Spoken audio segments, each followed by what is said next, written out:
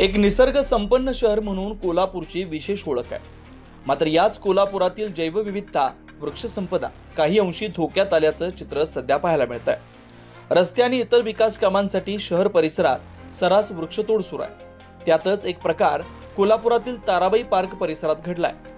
जागतिक पर्यावरण दिनाच्या पूर्वसंध्येलाच ताराबाई पार्क ते सदर बाजार रस्त्यांवरील झाडांवर कुऱ्हाडीचे घाव घालण्यात आले। महानगरपालिकेकडून या परिसरात गटारीची कामं सुरू आहेत। त्यासाठी या ठिकाणची जवळपास 6 ते 8 भली मोठी झाडं विनापरवाना तोडल्याचा आरोप करण्यात आला। हे झाडे न तोडता काम करणं शक्य होतं, तरीही ही औषधी महत्त्व असणारी झाडे का तोडली अशी विचारणा वृक्षप्रेमींकडून केली जाते। आज सर्वांना पर्यावरण दिनाच्या शुभेच्छा देतो। पण शुभेच्छा देत असताना कोल्हापूर सारख्या ठिकाणी आज बघायला गेलं तर महाराष्ट्रात कोल्हापूरची एक आगळीवेगळी ओळख आहे। त्यामध्ये आपल्याला पर्यावरणपूरक आणि पर्यावरण पोषक असं वातावरण या कोल्हापूरमध्ये असलेलं पाहायला मिळतं। पण सध्या ही परिस्थिती बघितली, रस्त्याच्या नावावर वृक्षतोड आपल्याला पाहायला मिळते। कालच सदर बाजार ते गोल्ड जिम या परिसरामध्ये महापालिकेने ठेकेदारा थ्रू झाडं तोडलेली आहेत। 6 झाडांची परमिशन असताना 8 झाडं तोडली।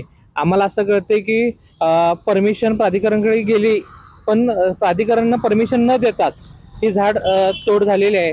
तर या ठिकाणी एवढंच कळकळीनं सांगावंसं वाटतं की पर्यावरण दिनाच्या पूर्वसंध्येला अशी काही झाडतोड होते, याला जबाबदार असणारे ठेकेदार आणि संबंधित महापालिका प्रशासन यांच्यावर कारवाई झाली पाहिजे आणि ही वृक्षतोड कुठेतरी थांबली पाहिजे, नाहीतर कोल्हापूरचा बकासूर झाल्याशिवाय या ठिकाणी राहणार नाही। तर झाडे तोडण्याची पूर्व परवानगी ठेकेदारानं महापालिका प्रशासनाकडून घेतल्याचं सांगितलं। मात्र या वृक्षतोडीच्या परवानगीचा प्रस्तावच महापालिका वृक्ष प्राधिकरण समितीकडे आला नाहीये, अशी माहितीही वृक्ष प्राधिकरण समितीचे सदस्य उदय गायकवाड यांनी दिली आहे। दरम्यान सध्या कोल्हापुरात होत असलेल्या वृक्षतोडीचे भयंकर परिणाम येत्या काळात कोल्हापूरकरांना सोसावे लागतील, हे मात्र नक्की। महासत्ता लाईव्ह साठी साई प्रसाद महेंद्रकर, कोल्हापूर। अशाच ताज्या अपडेटसाठी महासत्ता न्यूजला सबस्क्राइब करा।